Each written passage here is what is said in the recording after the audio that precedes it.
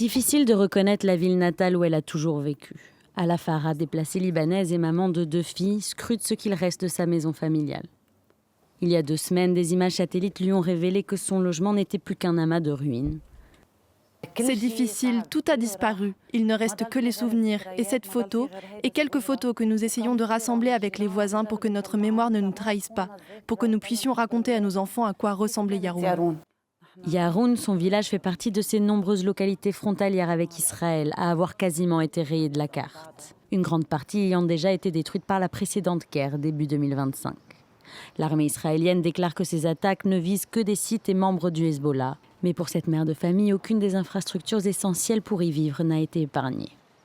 Comme beaucoup de déplacés interdits de retour, elle essaie de rassembler un maximum de photos et vidéos pour préserver la mémoire de son village natal. Ces images avant-après fournies par le Conseil national de la recherche scientifique libanais montrent une région en grande partie en ruine.